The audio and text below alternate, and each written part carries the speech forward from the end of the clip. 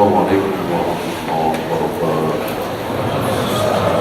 الحمد لله نحمده ونستعينه ونستغفره ونعوذ بالله من شرور أنفسنا ومن سيئات أعمالنا. من يهده الله فلا مضل له ومن يضلل فلا هادي له. أشهد أن لا إله إلا الله وحده لا شريك له وأشهد أن محمدا عبده ورسوله. Hadis-hadis yang sudah kita baca di antaranya tentang ucapan Nabi pasti ketika ada jenazah diusung, lalu para sahabat memuji-muji jenazah tersebut, bersaksi bahwa ini jenazahnya manusia baik. Maka Nabi menjawab pasti, maksudnya pasti masuk surga. Lalu lewat pula jenazah yang buruk, yang tidak baik, dimaksud kufur. Lalu para sahabat bersaksi bahwa mayat ini mayat yang buruk.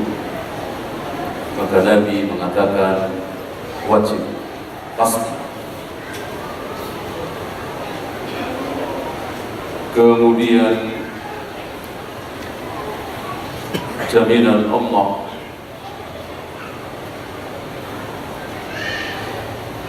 kepada seseorang untuk tidak tersentuh api neraka, yaitu orang yang anaknya meninggal 3 atau 2. Ini pun sudah kita baca.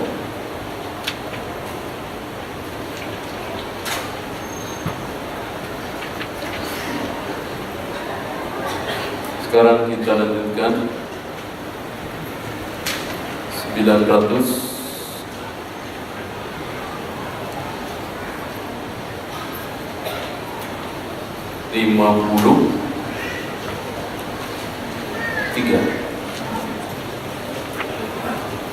Ke 952 ya. Kita ulangi saja dari bab 164. Babu fadli man mata lahu auladun sighar. Bab keutamaan seseorang yang ditinggal mati oleh anaknya yang masih kecil.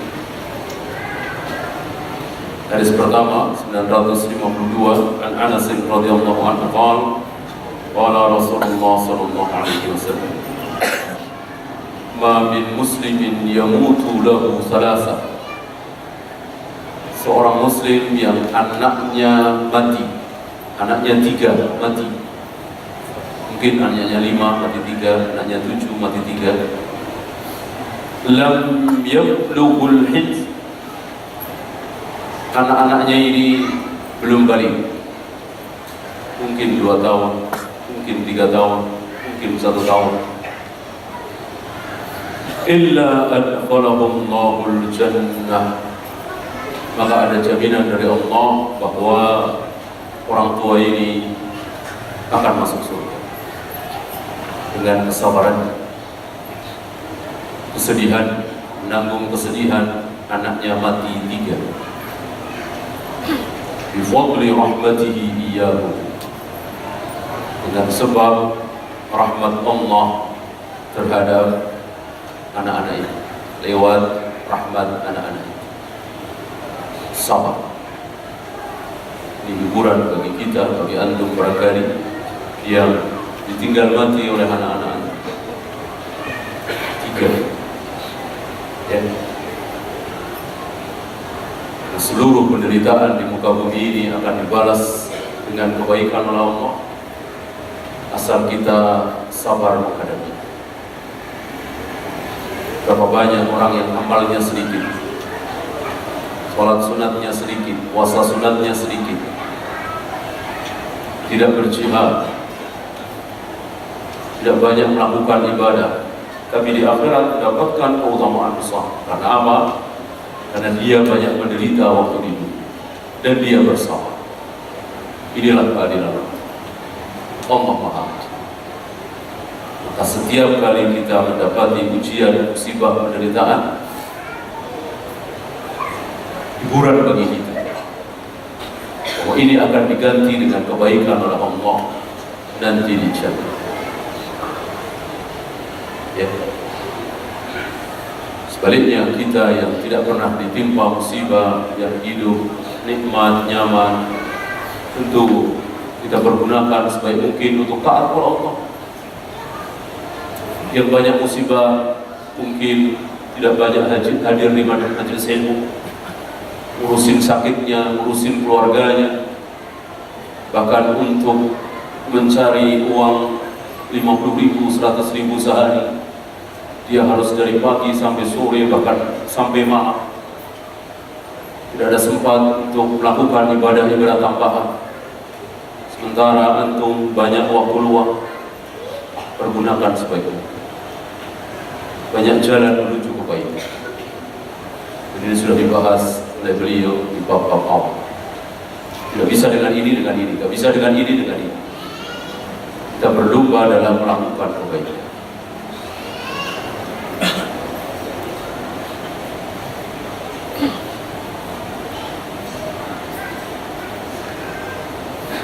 Ya, muttafaqun alaih, dari sini sahih, riwayat Bukhari dan Muslim.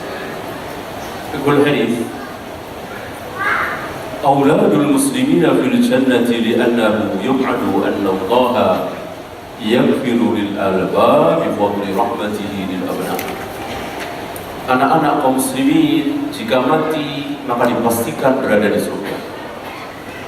Ini berdasarkan keterangan bahwa Allah akan mengampuni orang tuanya dengan sebab rahmat Allah terhadap anak-anak yang mati. Jika anak-anak tersebut masuk neraka, tentu tidak akan dapat rahmat. Tidak ada rahmat Allah bagi orang yang masuk neraka. Maka dengan keterangan di atas, wajib kita meyakini bahwa anak-anak kaum muslimin yang meninggal sebelum balik dipastikan masuk surga. وَالَّذِينَ آمَنُوا وَاتَّبَعَتْهُمْ ذُرِّيَّتُهُمْ بِإِيمَانٍ أَلْحَقْنَا بِهِمْ ذُرِّيَّتَهُمْ. Ini ayat yang dibawakan oleh beliau dalam surat At-Tur.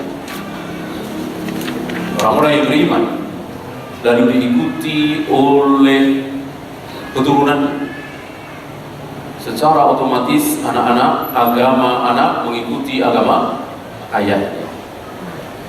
Secara otomatis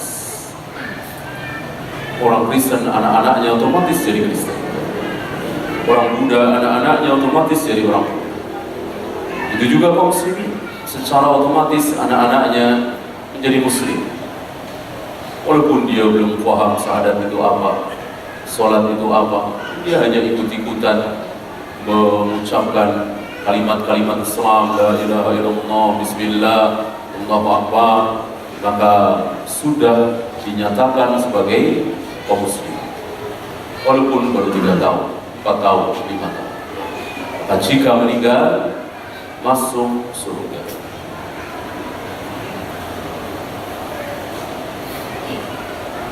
Alhamna bihim dzurriyyatahum, maka kami kumpulkan, kami susulkan mereka bersama keturunan anak-anak.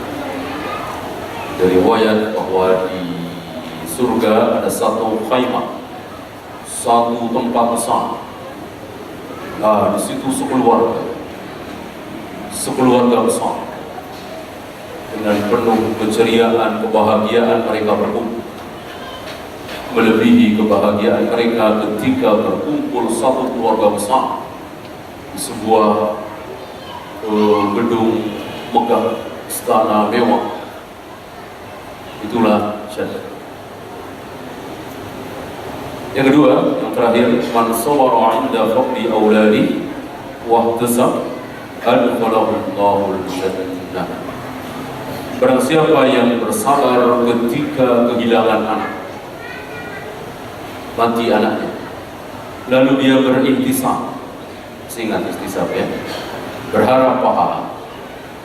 Dari musibah yang menimpa kita, kita berharap pahala. Wajib bagi kita mengharapkan pahala apabila kita ditimpa musibah. Dan jika dua hal ini kita lakukan, bersabar dan berharap pahala, Allah pasti akan masukkan kita ke dalam surga. 953. وعن أبي هريرة رضي الله عنه قال قال رسول الله صلى الله عليه وسلم لا يموت لأحد من المسلمين ثلاثة من الولد. Tidaklah seorang muslim ditinggal mati oleh 3 anaknya. Tamassuhun nar, lalu dia tersentuh api neraka. Tidak mungkin. Orang yang anaknya mati 3, kok dia tersentuh oleh api neraka? Tidak mungkin. Illa tahillatal qasam, kecuali sekedar pelaksanaan sumpah. Apa dimaksud pelaksanaan sumpah? Sumpah Allah telah bersumpah, Allah telah menetapkan bahwa tidak ada anak Adam yang tidak menyentuh api neraka. Tidak ada. Ya. Ini berdasarkan apa yang terdapat dalam surat Maryam. Wa in minkum illa wariduha. Tidak ada satupun dari kalian yang tidak akan warid ke neraka. Tidak ada. Kalian di sini hitungnya siapa? Seluruh manusia. Seluruh anak Adam yang pernah hidup di muka bumi ini pasti akan warid, akan masuk neraka, akan mendatangi neraka. Itu. Disiksa? Tidak. Tidak disiksa. Ada 2 tafsiran di sini. Tafsiran pertama, dia mendatangi neraka. Dia melihat-lihat neraka. Dia menyaksikan orang-orang yang disiksa di neraka.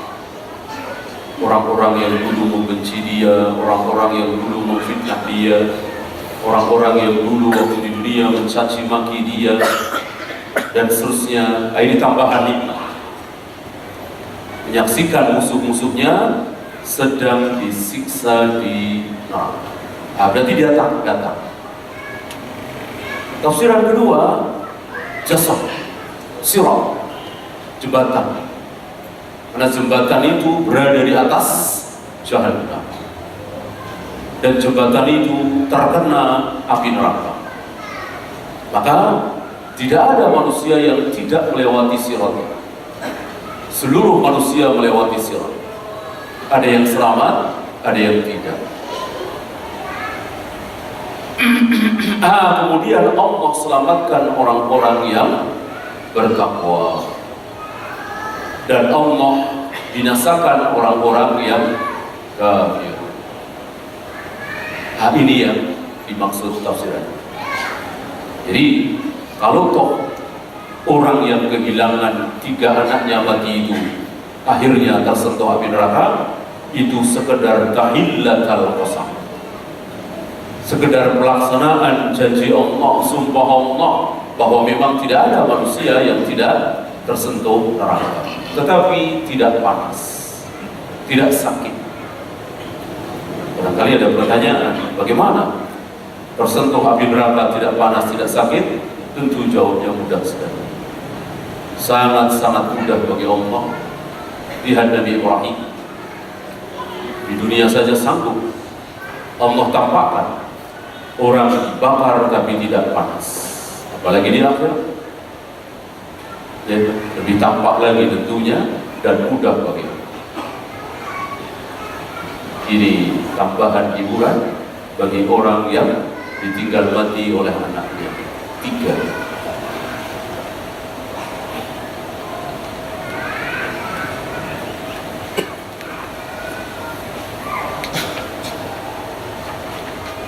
Kana ala rabbika hatman maqdiya. Hal itu sudah merupakan ketentuan yang telah Allah tetapkan. Allah bikin aturan bahwa seluruh manusia pasti akan warid ke neraka. Sirat tadi. Tsumma nunajjil ladzina taqaw. Lalu kami selamatkan orang-orang yang bertakwa itu. Wa nadzaru adh-dhalimina fiha jithiya. Lalu Allah biarkan orang-orang yang zalim itu terjerumus berlutut di jahannam, di neraka.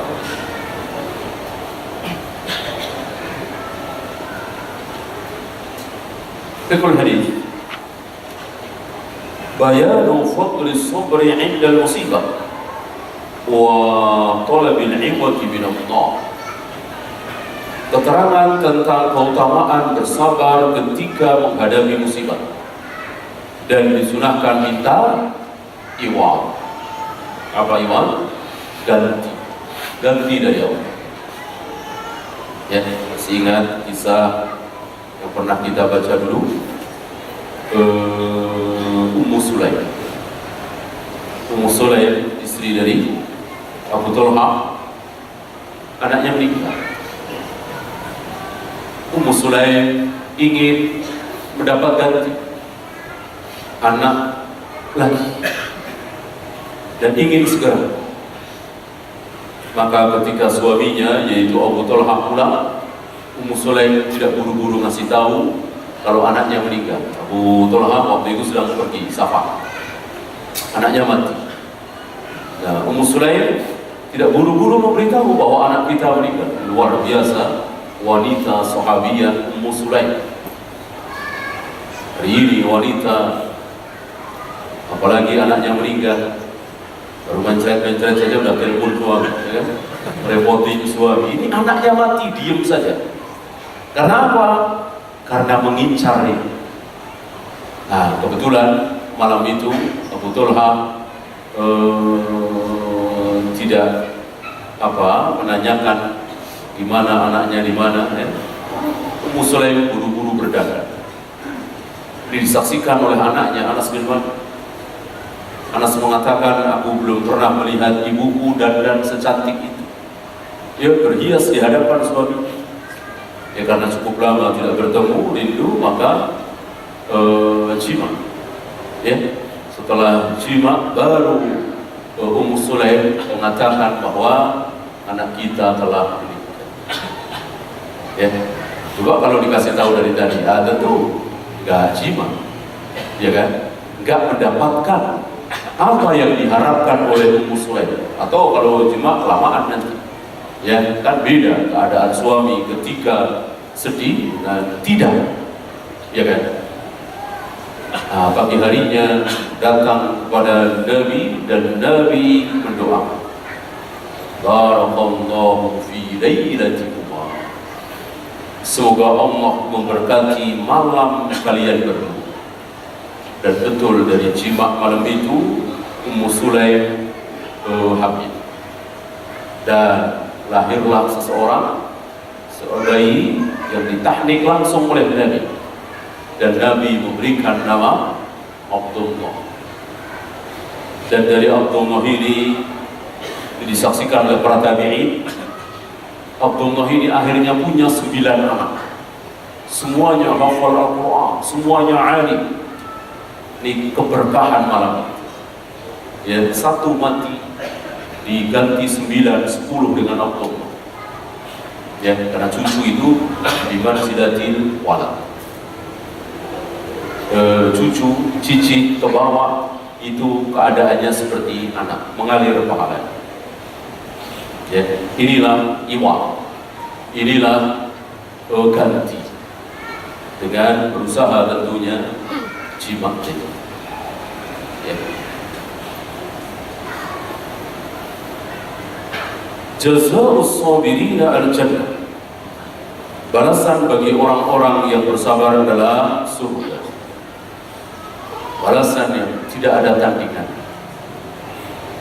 Balasan terbesar, jannah, surga.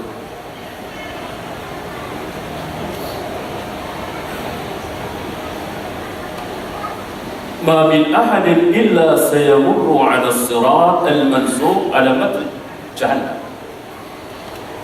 Siapapun pasti akan melewati sirat yang terbentang di atas jahannam. Waqad yakunu muhatan bin-nar wa yakun al-mar muhatan bin-nar wa tamassuhu bi'adzabin illa al-muttaqin. Maka orang-orang itu tersentuh api neraka, panas dan seterusnya, kecuali orang-orang yang bertakwa. Sebagaimana ayat tadi, bahwa Allah telah menetapkan seluruh kalian pasti warid di neraka. Ya, itu ketetapan yang telah Allah putuskan dan pasti akan terjadi, rencana Allah pasti terjadi. Tapi Allah selamatkan orang-orang yang bertakwa, dan Allah biarkan orang-orang zalim terjatuh ke jahannam. Ini maksud zalim di sini kafir, syirik, inna syirka la dzulmun. 954.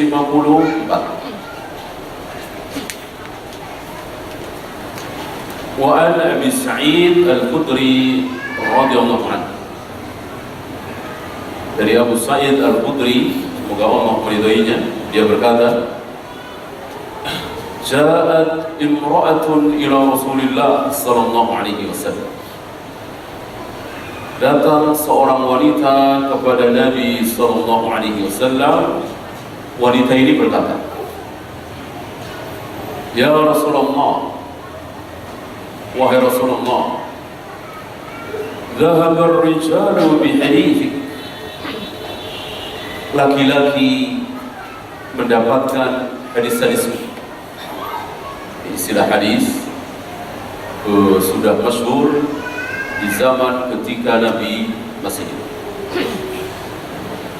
Orang-orang laki-laki membawa hadis-hadis, mendengar ucapan, mendapatkan ilmu dari. Faj'al lana min nafsika yawman na'tika fi. Maka khususkan satu hari. Hari apa itu? Hari Senin, atau hari Kamis, atau hari apa? Na'tika fi, yang bisa kami datangi, tu'allimuna mimma 'allamaka Allah, agar engkau mengajarkan kepada kami apa yang Allah ajarkan kepadamu. Lihat, para sahabiah, wanita-wanita ini paham bahwa ilmu Nabi adalah dari Allah, bukan karangan Nabi, bukan gubahan Nabi, bukan akal-akalan Nabi, tapi semua datang dari Allah.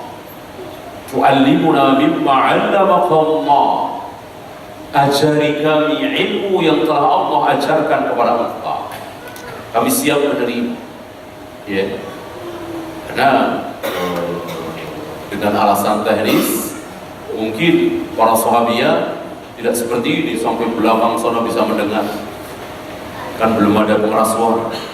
Maka perlunya perempuan khusus agar lebih dekat kepada Nabi, mendengar suara Nabi. Nabi juga tidak mengeluarkan mukjizatnya, begitu berbicara terdengar kemana-mana setiap kali bicara, tidak, biasa saja. Nah, maka perlunya seperti ini. Ya. Maka ini salah satu nikmat yang Allah berikan kepada kita. Mau 5.000 orang, bahkan 100.000 orang, bahkan jutaan orang mendengarnya sama. Zaman sahabat tidak seperti ini. Maka perlunya seperti ini.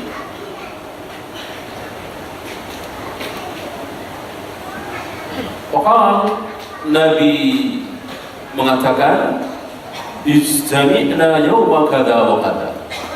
Boleh, nanti kalian berkumpul hari anu. Sebut olehnya hari anu. Fajtama'na, lalu di hari yang telah ditunjuk oleh Nabi, para sahabiah ini berkumpul. Fa'atahunna Nabiyyu sallallahu alaihi wasallam, lalu Nabi mendatangi mereka, fa'allamahunna mimma 'allamahullah. Lalu Nabi ajarkan kepada mereka ilmu-ilmu yang Allah ajarkan kepada Nabi. Maka lalu di antara ilmu tersebut, tentu ilmu itu banyak. Ya, mungkin 10 menit, mungkin 15 menit, mungkin setengah jam, mungkin 1 jam.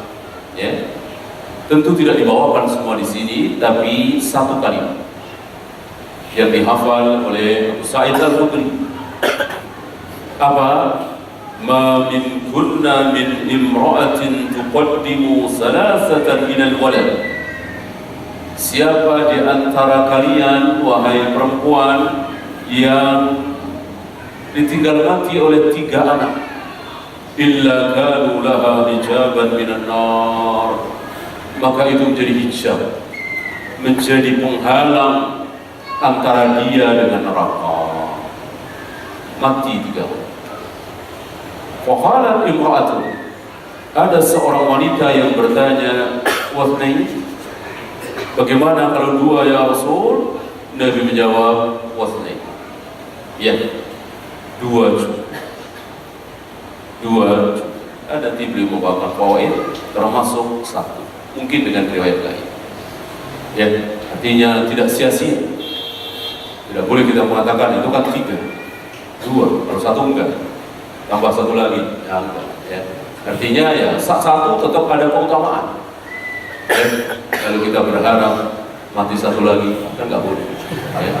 Kan nggak boleh. Kita berharap kematian, walaupun kita tidak bunuh, kita tidak suruh orang bunuh, tapi kita berharap mati nanti kan nggak boleh. Ya. Berharap keburukan kan tidak boleh. Berharap kematian kan tidak boleh. Kalau terpaksa minta mati, maka harus seperti doa yang beberapa kali kita bahas.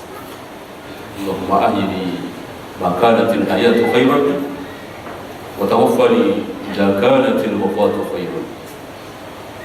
Hidupkan aku ya Allah seandainya hidup itu lebih baik bagiku. Dan seandainya mati lebih baik bagiku, matikan. Ini maksimal. Maka tidak boleh kita mengatakan ya Allah matikan saya. Tidak boleh. Tidak boleh. Ya. Dalam kondisi apa? Harus 2 pilihan tadi. Serahkan kepada Allah.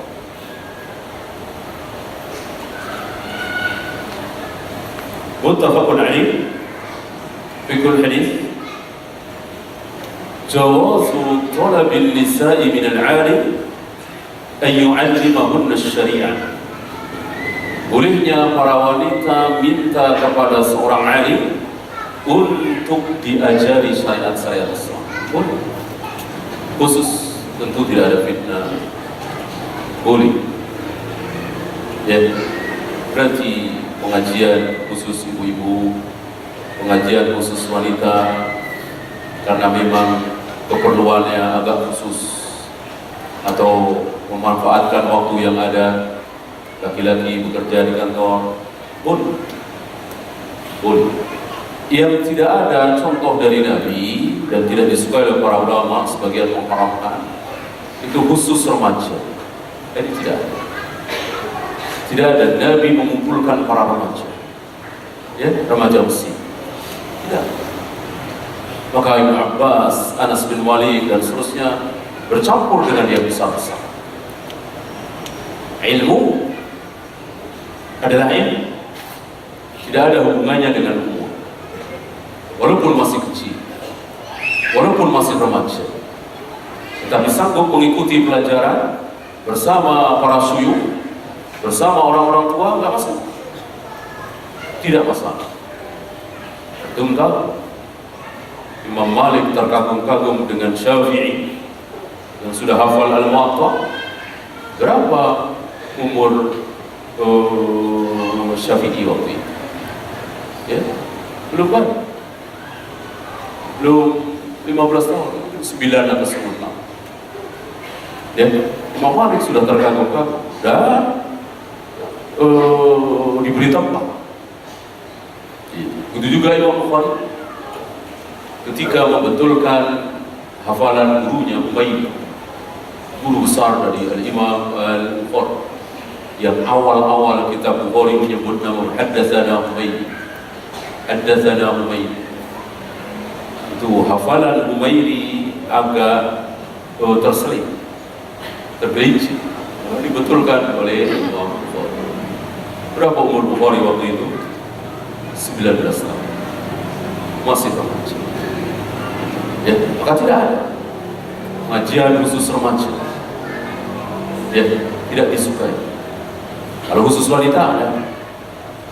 Dan yang kita saksikan beberapa keburukan bercampur antara laki dan perempuan, remaja masjid atas nama remaja masjid, bikin perkumpulan di situ, pengajian campur aduk dan seterusnya. Tidak jarang dari mereka pacaran segala macam. Ya. Adapun khusus wanita ada contohnya, salah satunya hadis.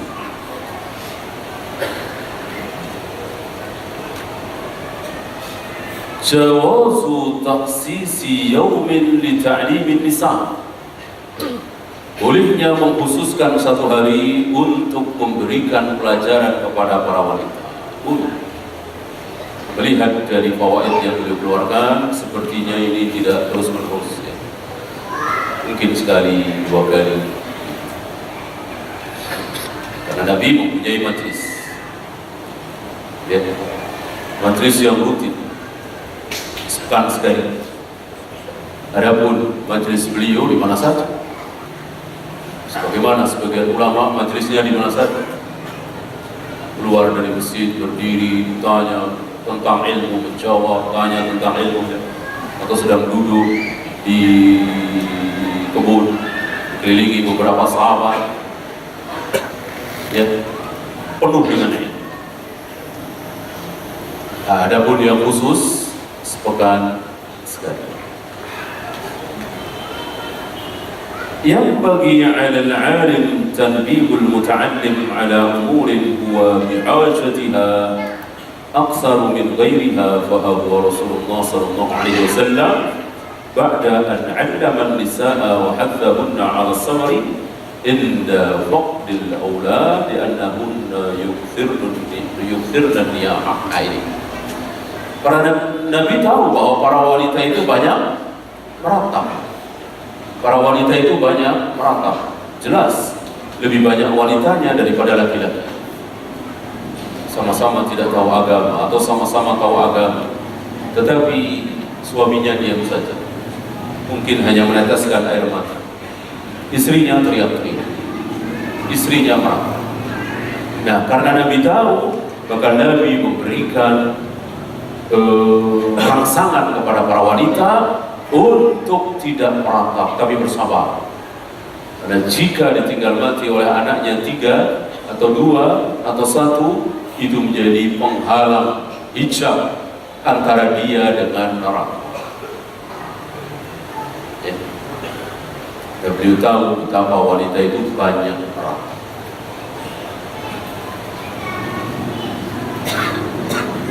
Yang terakhir, ala 'adbil musibati yakunul ajr. Walidzalika tadadarrat as-sahabiyyatu fi dzikri ats-tsulatsa fi dzikri ats-tsalatsa thumma al-itsnain thumma al-wahid. Besarnya musibah ini merupakan tambahan pahala. Oleh karena itu semakin besar musibah, semakin besar pahala. Oleh karena itu para sahabat dari 3 kemudian 2 kemudian 1. Bagaimana 4? Ya lebih berharap lagi. Bagaimana 5? Lebih lagi. Bagaimana 1 tetap ada. Ya. Jadi Nabi menyebut 3, 2 itu bukan pembatas. Kalau anaknya mati 3 terhalang dari neraka. Kalau anaknya mati 2 atau 1 tidak terhalang dari neraka. Bukan begitu. Sama-sama terhalang dari neraka. Hanya derajatnya tentu berbeda. Ya. Ya, bab 165. Babul bukai wal khawfi 'inda al-mururi bi qubur adh-dhalimin wa masari'ihim wa izhar al-iftiqar ila Allah Ta'ala wa at-tahdhiri min al-ghaflati an dhalik. Bab tentang keharusan menangis, takut ketika melewati kubur-kubur orang zalim, melewati tempat-tempat yang dibinasakan oleh Allah, dan tidak boleh kita berpaling malah senang-senang tertawa-tertawa ketika kita melewati tempat-tempat yang diazab. Nanti akan dibawakan oleh beliau contohnya yang ada di Saudi, ya, ialah Saudi, di Hijaz. Itulah tempat yang dulu pernah diazab oleh Allah. Di negeri Al-Hijaz, ada surat Al-Hijaz, yaitu negerinya kaum Samud yang durhaka dan bermaksiat kepada Nabi Saleh. Sementara mereka diberi oleh Allah kekuatan yang luar biasa. Mereka diberi kekuatan yang dahsyat, bisa memahat pegunungan menjadi gedung-gedung megah mewah. Kuat sekali mereka, kaum 'Ad, kaum Samud. Mereka bukan bersyukur mentaati nabinya, tapi malah menyembelih unta yang dilarang oleh Allah untuk disembelih, melecehkan Nabi SAW. Maka diazab habis mereka. Ya, ini banyak dikisahkan oleh Allah dalam Al-Quran. Mengerikan azab yang Allah timpakan kepada kaum Samud. Nah, Nabi diberi kesempatan oleh Allah untuk melewati negeri daerah ini. Ketika beliau mau berangkat menuju Tabuk, kita kenal ada perang Tabuk, perang antara Nabi dengan Heraklius langsung. Pasukan kaum muslimin dipimpin langsung oleh Nabi SAW, dan pasukan Romawi Kristen dipimpin langsung oleh Heraklius. Tetapi Heraklius ketakutan. Ditunggu selama 20 hari di Tabuk, tidak datang. Rasulullah sudah 2 hari menunggu di Tabuk. Kaisar Romawi yang sangat terkenal ini, ampuh luar biasa kuat, sejarah mencatatnya, tidak berani berhadapan dengan Nabi SAW. Akhirnya tidak jadi perang, dan kemenangan di tangan kaum muslimin tentu. Nah, ketika berangkat menuju Tabuk inilah beliau dan para sahabat melewati satu daerah yang bernama Al-Hijaz. Inilah daerah kaum Samud yang dihabiskan dan diazab oleh Allah. Nah, saya bacakan kisah penggalannya dan kisah selengkapnya. Hadis pertama 955. An Ibnu Umar radhiyallahu anhuma anna Rasulullah sallallahu alaihi wasallam qala li ashabihi. Dari Ibnu Umar bahwa Rasulullah sallallahu alaihi wasallam berkata kepada para sahabatnya, yakni lamma wasalul Hijaz, ketika beliau dan para sahabat sampai di sebuah tempat yang bernama Al-Hijaz. Ya Samud, negerinya, daerahnya kaum Samud, kaumnya Nabi Saleh yang diazab dan dibinasakan oleh Allah. Apa kata Nabi? Menjelang melewati, detik-detik menjelang melewati daerah terazab itu, pas di situ ada bekas-bekasnya. Barangkali tentu ada yang pernah ke sana, walaupun agak sulit, ya, agak dipersulit, agak dilarang karena memang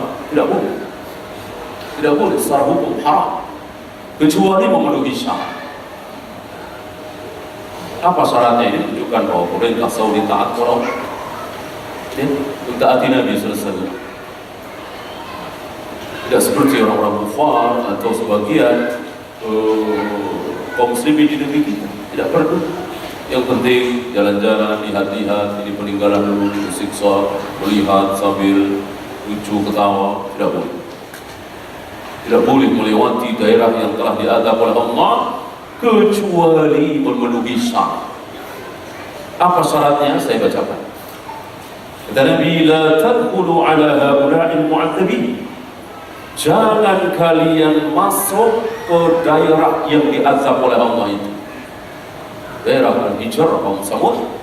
Illa an takunu bakin, kecuali kalian sambil menangis.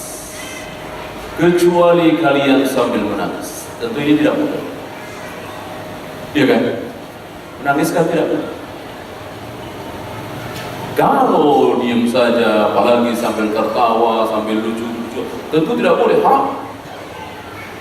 Apalagi yang diperhatikan fisiknya, materialnya, ya, sisa-sisa bangunannya yang masih tampak kuat, tidak boleh.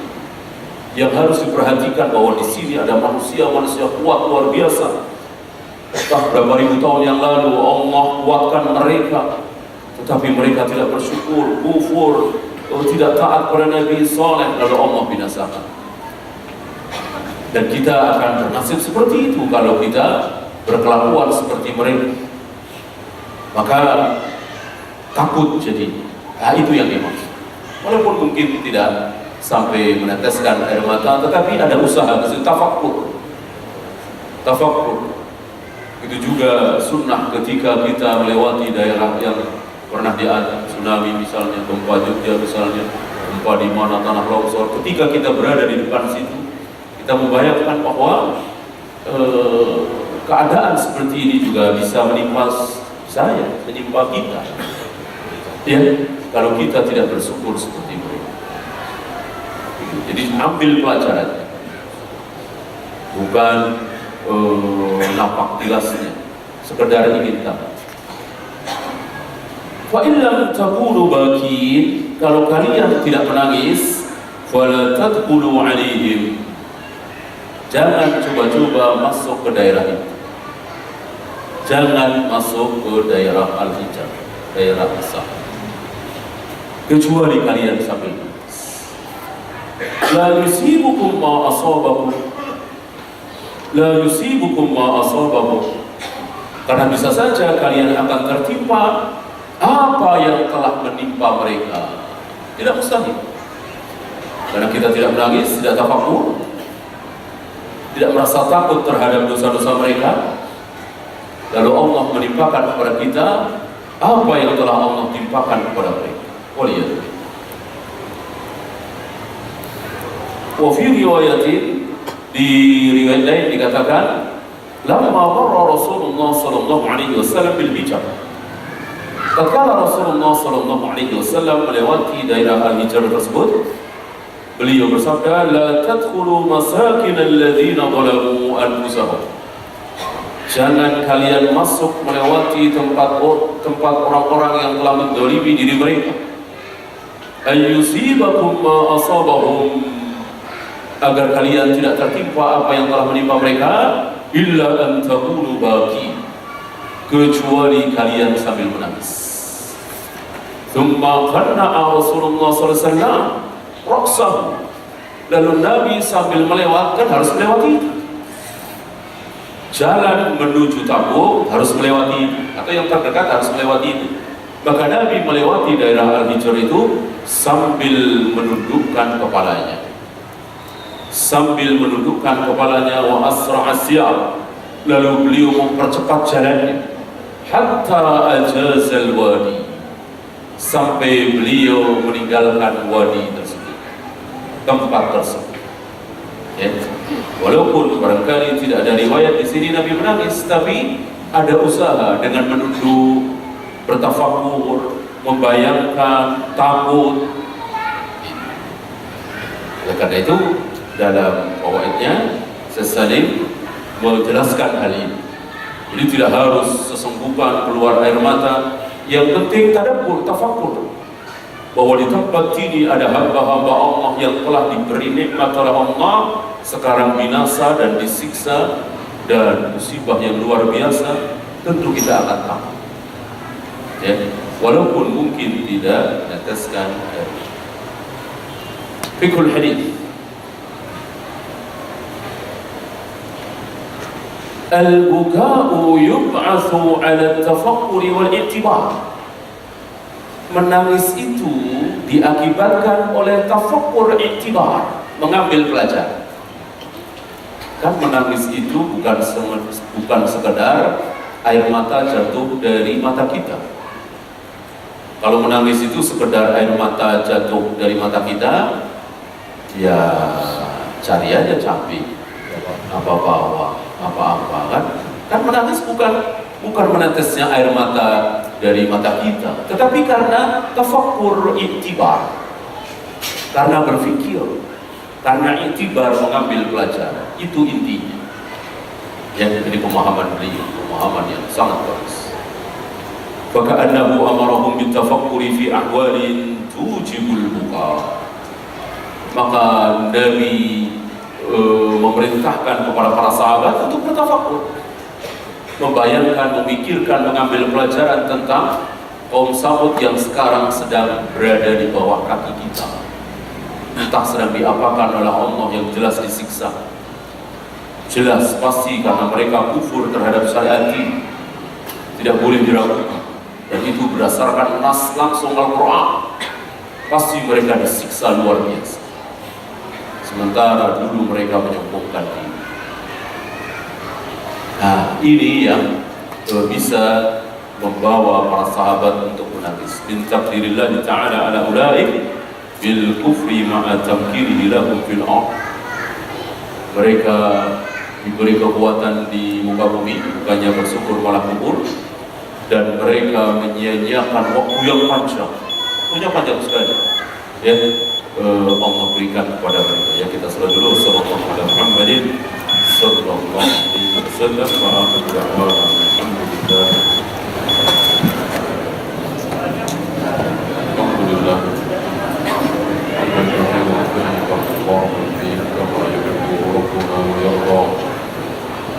لا إله إلا الله وحده لا شريك له وأشهد أن محمدا عبده ورسوله.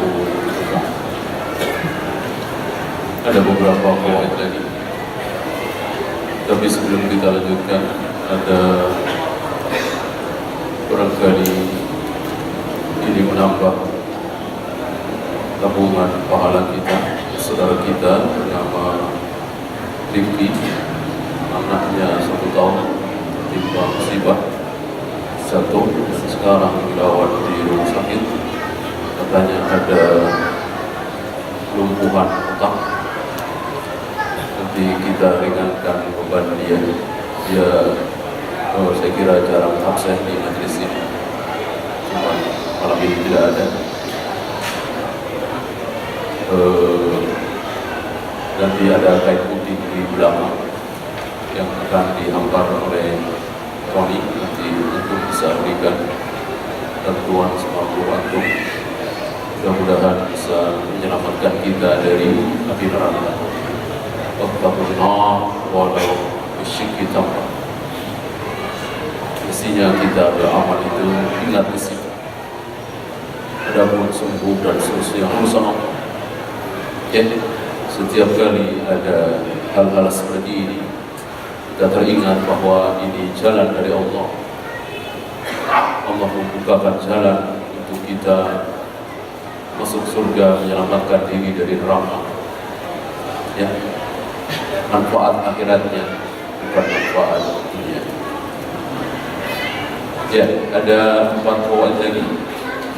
Tatafakkuru fi muqabalati ulaika nikmatullahil kubra. Berpikir, mengambil pelajaran tentang kelakuan mereka, orang-orang Samud, yaitu membalas nikmat Allah dengan kekufuran, membalas kebaikan Allah dengan keburukan. Mereka tidak mensyukuri nikmat besar yang Allah berikan kepada mereka, justru sebaliknya. Dan Allah memberikan waktu yang panjang, dan umur mereka tidak jauh, ya kan? Nabi Nuh, Nabi Hud, Nabi Saleh, Nabi Ibrahim, ratusan tahun. Mungkin sekitar 700 tahun, 800 tahun. Kalau Nabi Nuh kan 1000 tahun. Nabi Musa diriwayatkan sekitar 400-500 tahun. Ya, panjang sekali. Nah, ini tidak dipakai oleh mereka untuk berpikir. Padahal pelajaran demi pelajaran Allah tampakkan kepada mereka. Kemudian man la ya'tabiru bi misli hadha yadullu ala qasawati qalbihi wa 'adami khushu'i. Orang yang tidak mengambil pelajaran dari hal-hal seperti ini menunjukkan lemahnya hati, kerasnya hati. Kita berlindung kepada Allah dari hati yang tidak khusyuk. Min qalbin la yakhsha. Allahumma inni a'udzubika min qalbin la yakhsha.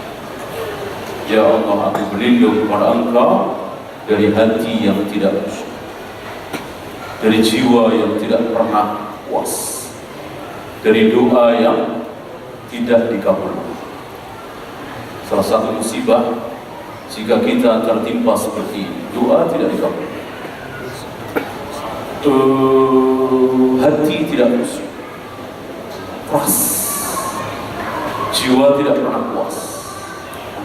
Ini musibah yang Allah timpakan kepada umumnya orang-orang kafir, siksaan azab sebelum azab neraka nanti. Sebaliknya kaum muslimin, sebelum mendapatkan nikmat surga, Allah telah berikan nikmat double. Hatinya tenang, puas, mendapatkan nikmat Allah walaupun sedikit, doanya dikabulkan. Ini. Kemudian al-hathu ala muraqabatillah fi kulli umuril hayat. Anjuran untuk selalu muraqabah, rasa diri kita selalu diawasi oleh Allah di sepanjang kehidupan kita. Tidak ada waktu, tidak ada tempat di mana kita tidak diawasi oleh Allah. Allah selalu mengawasi. Wajib kita merasa seperti itu. Yang terakhir, az-zajru 'anis sukna fi diyaril mu'adzabin wal isra'i 'inda al-mururi biha.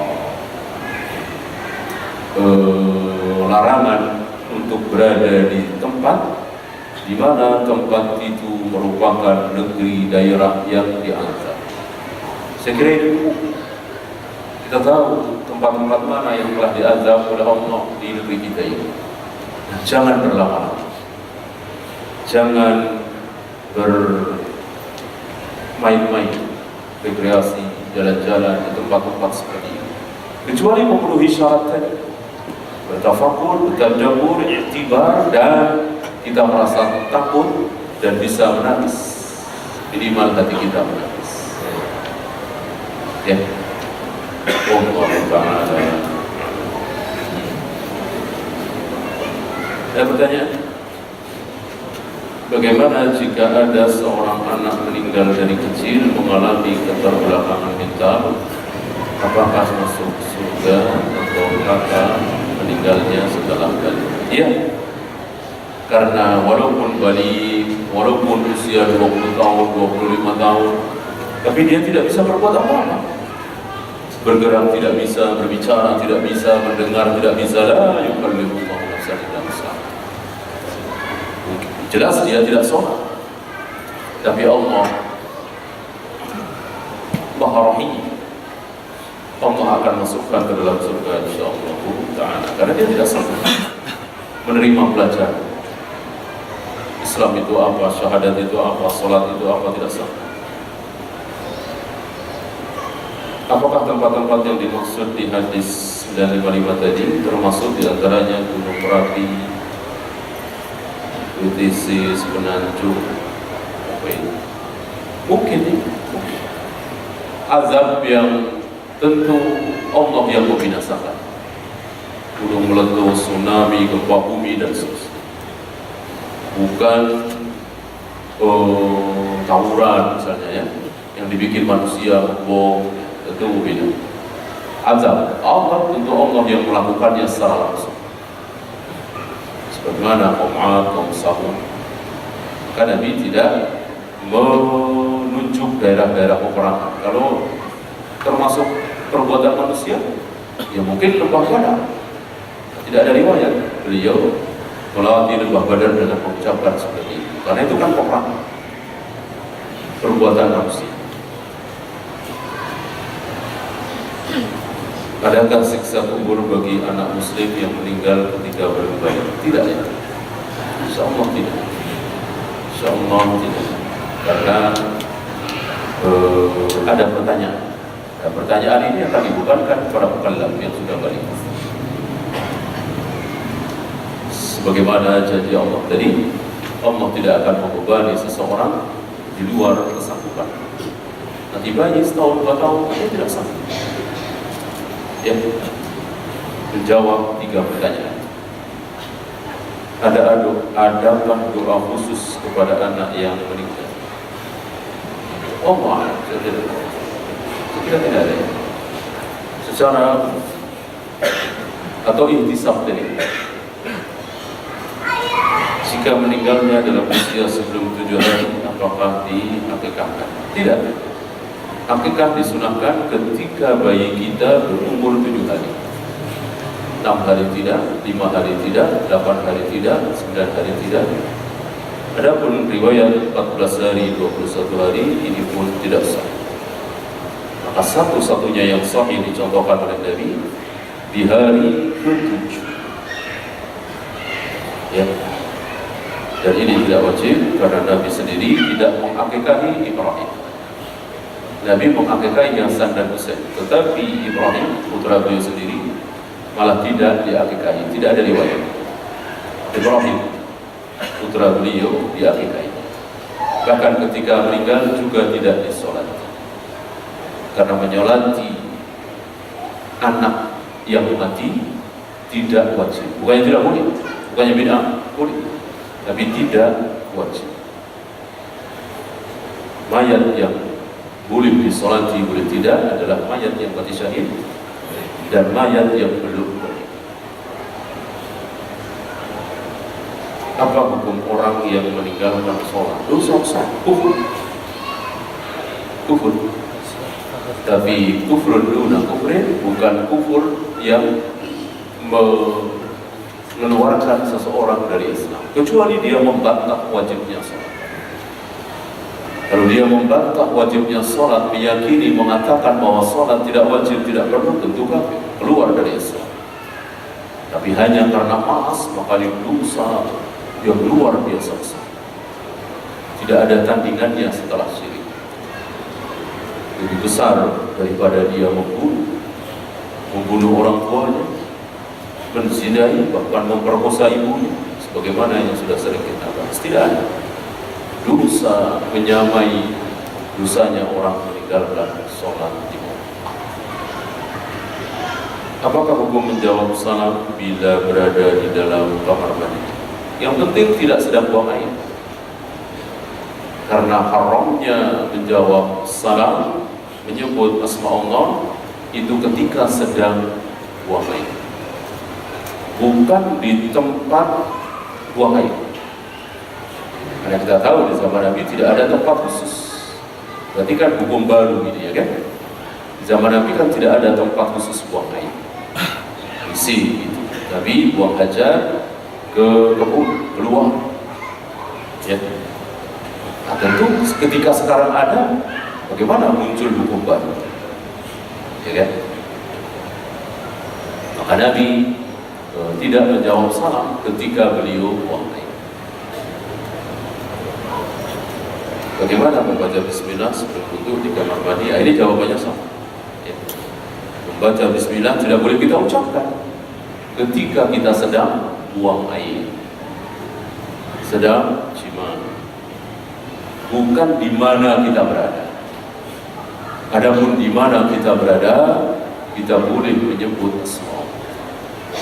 Mau di kuburan, mau di masjid, mau di kandang, mau di tempat buang air seperti WC, kamar mandi.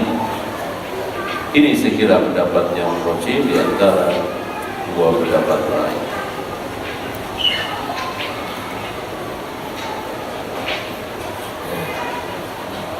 Apa beda Abu Jahal dan Abu Lahab? Ya beda-beda tipis. Ya sama-sama kafir, sama-sama ikhlas. Hanya namanya disebut. Abu Lahab disebut dalam Al-Quran sebagai orang yang pasti masuk neraka.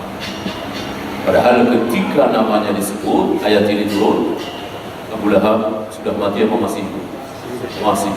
Ini luar biasa. Ini salah satu mukjizat Al-Quran, kebenaran Al-Quran.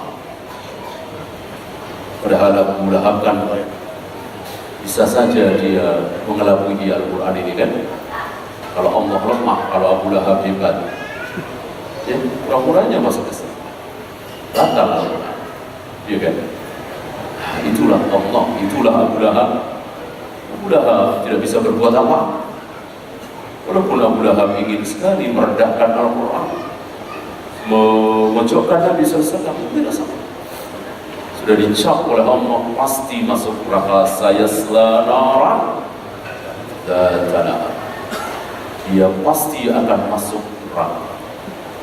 Sementara dia masih, ya, semakin yakin kita dengan Al-Quran, mati dalam keadaan.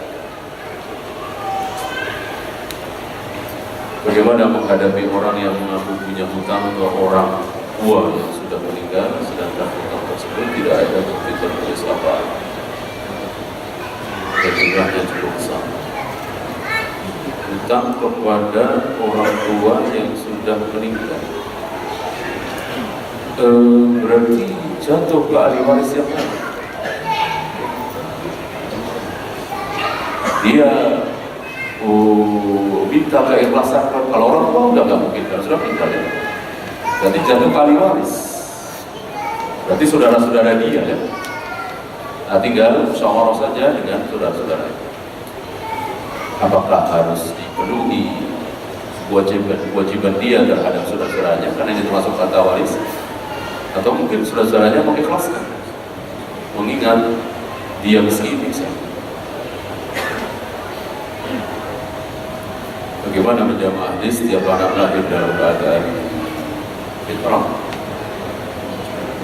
maka bapaknya yang menjadikan Yahudi, Nasrani, seterusnya, dengan hadis anak yang belum balik ikut kepada agama bapaknya, jika Nasrani ikut agama Nasrani. Tidak begitu ya.